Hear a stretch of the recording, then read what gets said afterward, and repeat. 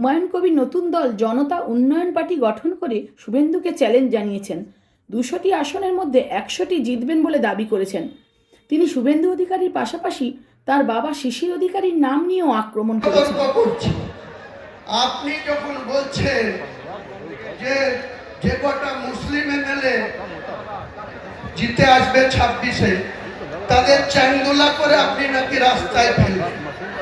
আমিও leader of the অপোজিশনকে challenge করছি, আমরা জিতে যাব এবং অধিকাংশই আমার দলের যদি 200টা সিটে লড়ি 100টা সিট গ্যারেন্টি জিতে যাব। সেখানে হয়তো 70 মুসলিম থাকবে, 30টাও হিন্দু থাকবে। আপনার বাবা শিশির বাবুর ক্ষমতা থাকলে আমার গায়ে হাত দিয়ে দেখবো আপনি কত বড় পালোয়ান। বাংলার মেদিনীপুরের ছেলে, আমিও মুর্শিদাবাদের ছেলে।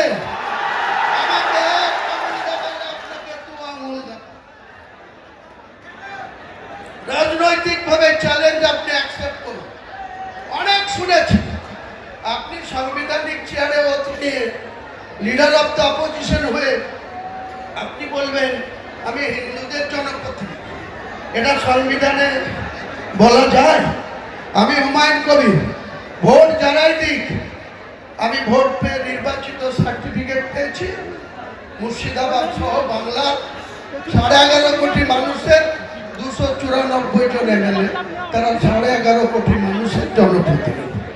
আমি হয়তো বেশি আমার 69 ভরতপুরকে প্রায়োরিটি দিই, কিন্তু আমাদের কর্তব্য বাংলার আপামর সব ধরনের মানুষের আছে এই রাজ্যে